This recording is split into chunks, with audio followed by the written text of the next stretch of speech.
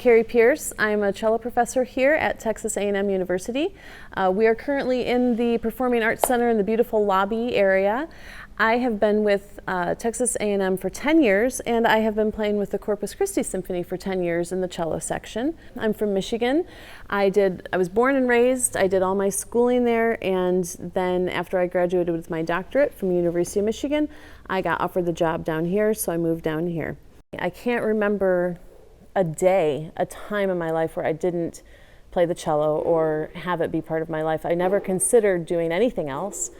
There was just never really an option for me. I love playing the cello. I love particularly playing with other people. You can speak to other people without having to use your words. One of the silver linings, I think, about this pandemic is when we do come together to make music, and we have to be a little more careful, one of the ways to do that is to play in smaller numbers.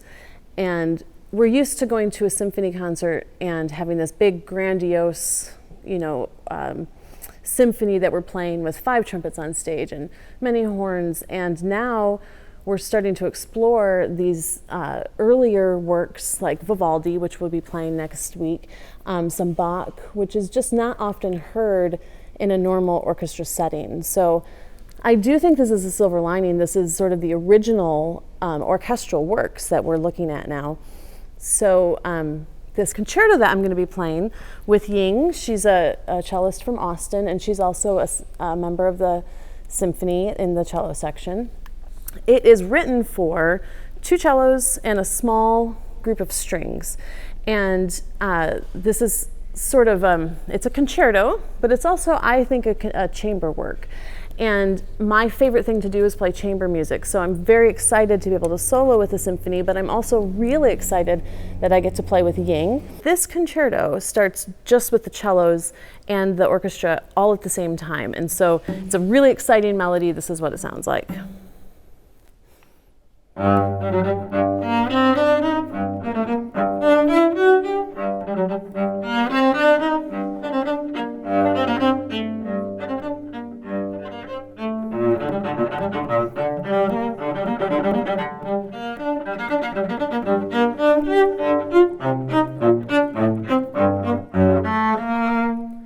And so that's just one of the cello parts. You'll have to imagine the other cello part playing at the same time.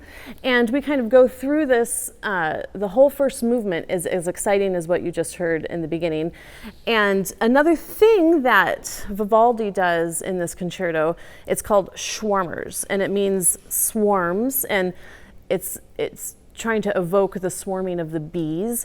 And you hear this a lot in the 4 Seasons that he wrote, but you also hear it all the way throughout this concerto.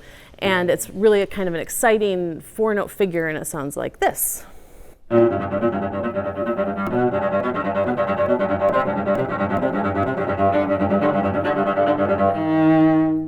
So we hear something like that, and the whole orchestra plays that together. And when you have a bunch of strings playing this exciting little figure, it just gets the audience really ramped up and excited. People like the cello because it's not just, you don't come in at the big moments. You can really kind of draw the audience in. The second movement of the Vivaldi does that, I think, and it's a typical concerto where it's fast, slow, fast. And the opening of the second movement sounds like this, really invoking sort of an intimacy sense.